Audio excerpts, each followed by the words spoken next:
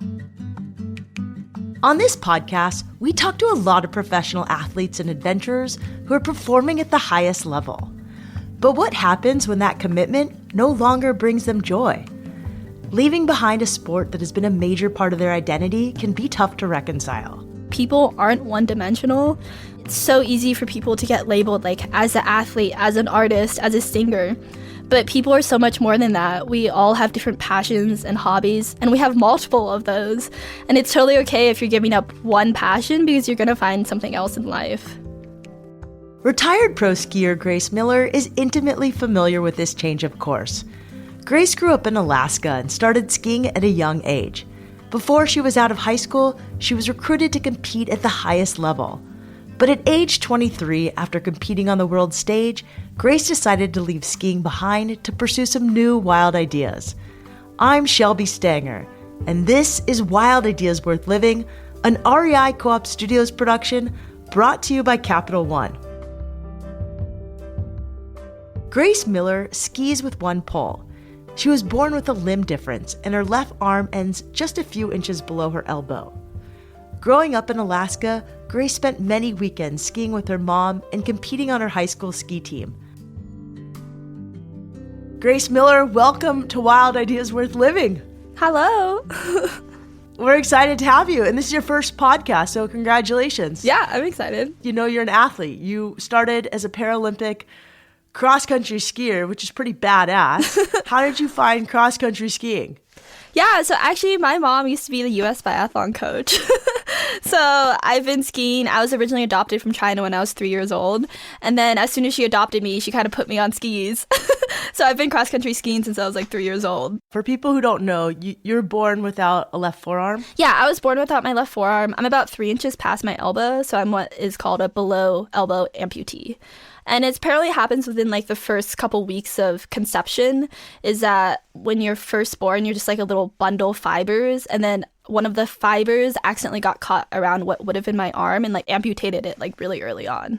Tell me how that's affected your skiing. Really not that much. I just ski with one pole. I have my right hand and that's it. But all the time I get asked, oh, how do you do this with one hand? And I'm just like, I don't know. Like, this has been my whole entire life. Like, I don't know anything different. The idea of having two hands is just so foreign to me. So what was like a typical day like for you growing up? Typical day is going to school, and no matter what, school never got canceled. We could get like 10 inches of snow and it wouldn't get canceled. So I'd go to school and then I'd go to ski practice afterwards. I skied in high school for 2 years, my freshman and sophomore year, for our high school team. And it was really fun, but back then I was still trying to ski with two poles. So I actually wear a prosthetic, and we had a prosthetic adapter that could hold a pole, and we were still trying to like figure that out. And I was just like so frustrated on like trying to ski with two poles in high school. It just like wasn't working, just because if you think about it, there's so many wrist movements that you have, especially if you think about poling. Like, it's just you plant in and then you're going to like release it with your wrist and then pull it back. And it's just, that's really hard to like replicate with the prosthetic. So I stopped my junior year of high school skiing completely just because I was like so done with it. And then ironically, actually during that year, I got recruited to the U.S. Paralympic ski team. And then in the Paralympics, you aren't allowed to ski with any like extra equipment. So like I wasn't allowed to ski with a prosthetic anyway. And I realized it was just so much easier to ski without a prosthetic. Any like memorable moments of competing that you can share? Oh my goodness, there's so many moments of competing. Almost every single one of my races, after I would finish, I would just cry. Not for like any particular reason, but just because I think I'm just so like emotionally and physically drained. When I was racing in Canmore, Canada, which we would always do a training camp in the fall there, and we'd go there for like a month because Canada always gets snow first. I remember we were like skiing on this race course, and like there were deer running across the race course, and they were so worried about like one of the deer running into the skiers. They were like trying to make sure like no one got hit by a deer, which is so funny. Yeah, I mean, what do you see when you cross-country ski? You know, it's not a sport that I've done too much. I did it a little bit when I lived in Breckenridge, Colorado, and for years I've been a runner, and I just loved it. Yeah. But it is unlike a lot of sports. Talk to me about it. Yeah, no, I think it's One really cool thing about cross-country skiing is that I'll be able to do this for like the rest of my life. And it's just really peaceful to just be out in nature surrounded by snow-covered trees. And you get so addicted to the sound of crisp snow, of perfectly groomed trails. It sounds so good. And I imagine in Alaska there weren't a lot of people who had like limb difference like you did. No, not at all, really. Like, I remember I went to my first World Cup in Canmore, Canada, and that was the first time that I'd ever seen anyone else with one hand was when I was 18. And it was just mind-blowing to me because I was like, is that what I look like? Because oddly enough, that even though I've had one hand my whole entire life, I still imagine myself with two hands. When I was in elementary school, kids would ask me what happened to my hand, and I started telling them that I got attacked by a bear. That's messed up. You lived in Alaska. I know. So I remember I got called into the principal's office. My mom was there. And the principal was like, did she actually get attacked by a bear? And my mom was like, no, she was born with one hand. And he's like, she's scaring all the kids at school. They don't want to go out to recess. They're afraid of getting attacked by a bear. But it was just so great to meet people with other limb differences because it's just like an instant bond. Because we know what it's like, you know, if you don't have a disability and you see someone on the street with a disability, do not ask them about it. It's not something you need to know. I have a whole bunch of friends with missing limbs and stuff that I still don't know like how they got that, you know, because it doesn't really matter. Like, it's just who you are and you don't really need to know. With Grace's skiing talent, it didn't take long for her to get noticed on an international level. She was only a junior in high school when she was recruited to the US Paralympic ski team. She couldn't even legally vote yet. Within a year of joining the team, Grace was traveling around the world competing. In 2018, she attended the Olympics in Pyeongchang, and in 2022, she competed in the Olympics in Beijing. You were recruited when you were in high school. I'm just really curious what it was like to get recruited, because that's a big thing. Yeah, I think I'm honestly in a very niche field. Like, I'm a female cross-country skier with one hand, and cross-country skiing in general isn't that big of a sport. So that definitely helped a lot, which is why I was an easy recruit. And since I've been skiing since I was 3, like, I know how to ski. Obviously, I've improved since I've been on the team, but I knew I had like a good baseline to improve upon. And it was really exciting, and it allowed me to ski in college, which was really cool, which is something I like never even dreamed about, was being a collegiate athlete. So, yeah. Amazing. So when they actually did ask you to join Team USA, was that an easy yes for you, or did you have to think about it? No, it was like definitely a like immediate yes. I was like, absolutely. But the thing about me is that like it was never really a dream of mine. It was something that I didn't ever really think about or even know about till like junior year of high school, until I got told about it.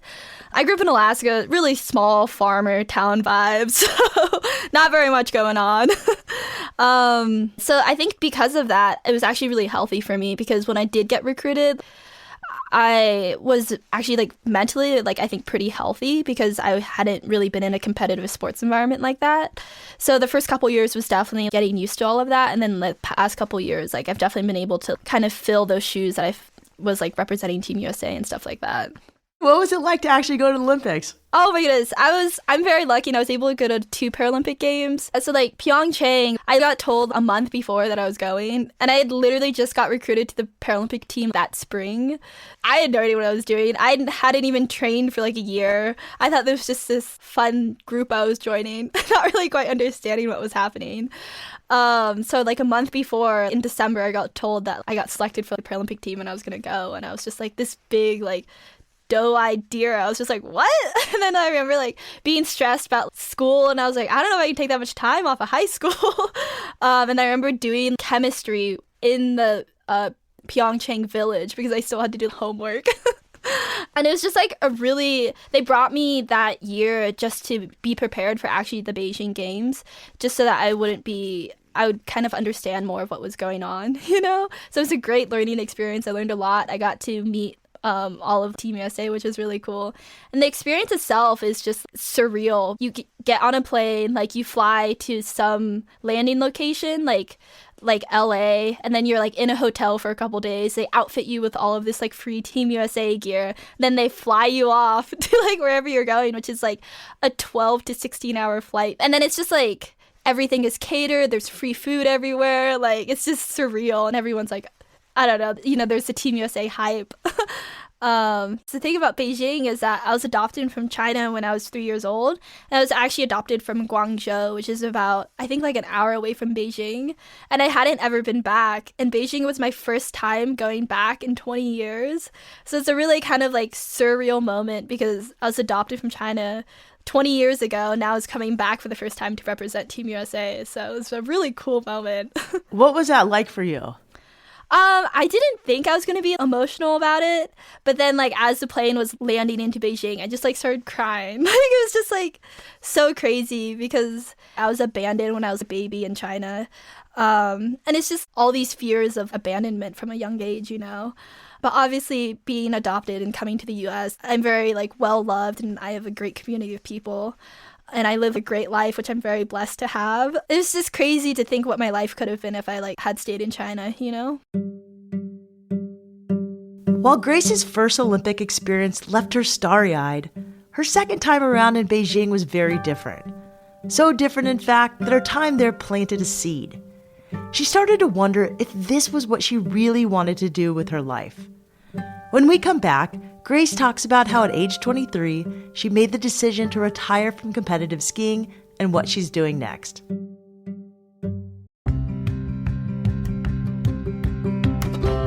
In the same pioneering spirit of our podcast, Teva is all about bringing wild ideas to life. Teva was born in 1984 when a resourceful river guide strapped 2 Velcro watch bands to a pair of old flip-flops while adventuring across the Grand Canyon. The company has retained the same pioneering spirit ever since. Their brand mission is simple: to be your guide for adventure in the modern outdoors. This spring, they're introducing a fresh batch of earth-conscious materials that are sustainably minded and help reduce our impact. The Hurricane XLT2 Sport Sandal is made to go just about anywhere, delivering all-day comfort with a cushy EVA footbed, padded heel strap, and Rapids-ready rubber sole. If boots are more your vibe, the Grandview GTX is Teva's most technical hiker yet, engineered with a breathable Gore-Tex upper that seals out the elements. The patented universal heel lock system reduces toe pressure while trekking downhill, keeping you secure and comfortable. So whether you're seeking a do-it-all sports sandal or a style to take on the trail, Teva has a pair for you. Check out the consciously crafted Teva footwear this spring with select colors available at your local REI and at rei.com.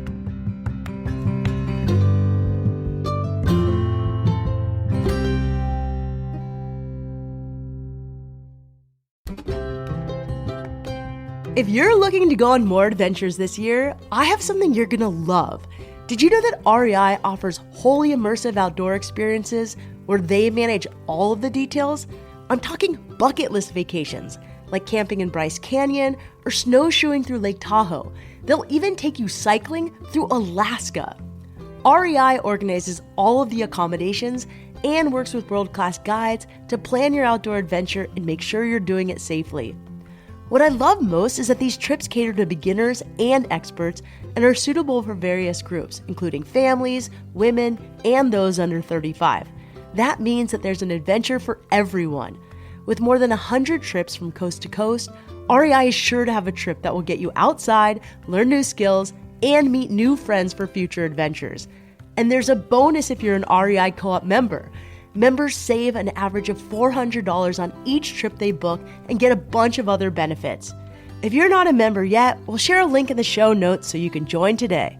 Visit rei.com/adventures to find the itinerary for you. That's rei.com/adventures.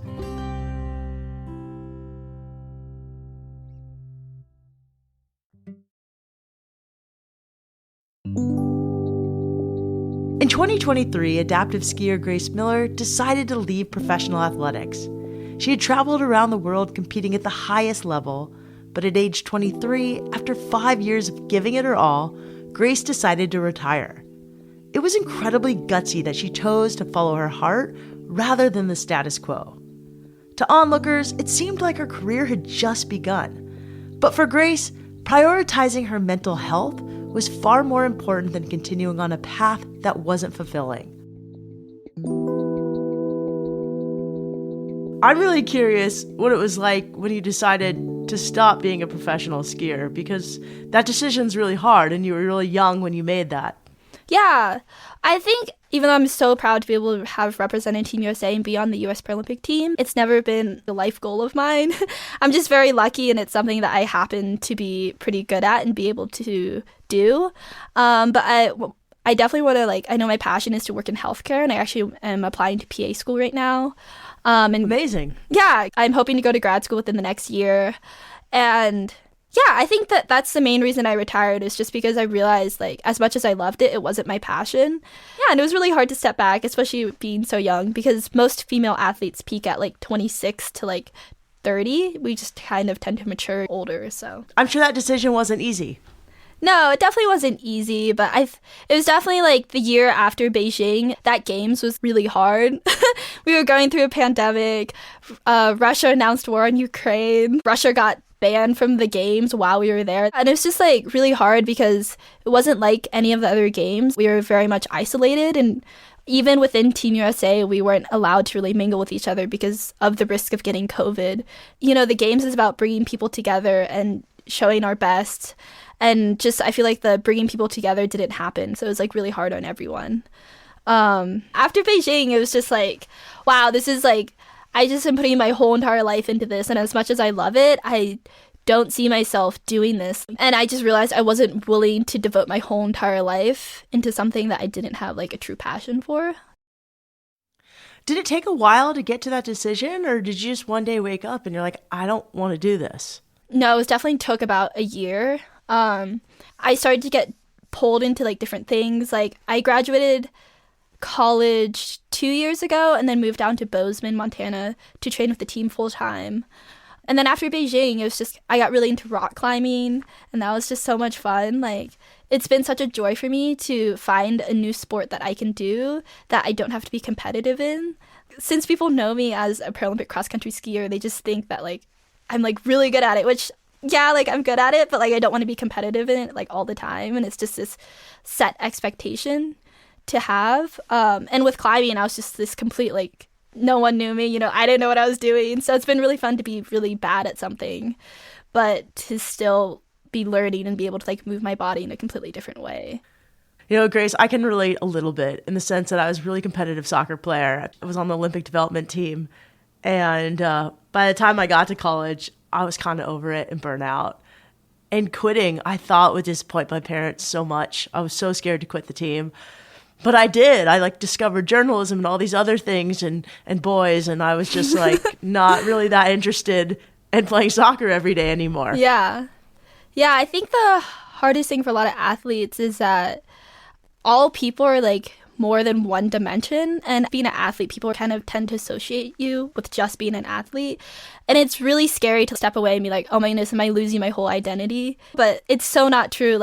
People have so many other passions and hobbies in life, and it's just realizing that you can't only do one thing. Was it hard for you to come to terms with your identity after you quit? Okay, now I'm Grace, but I'm not a professional skier Grace. Yeah.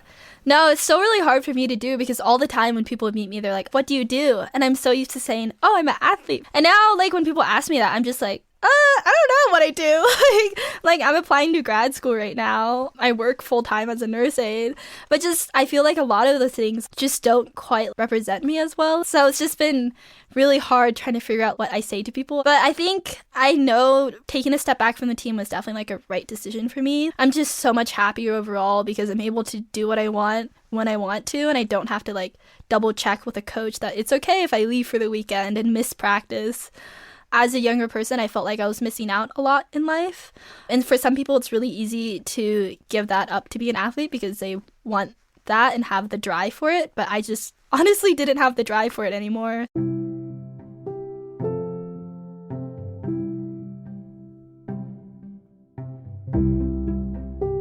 What have you learned about yourself in that time that you've left competition to just become Grace Miller, someone who enjoys sports?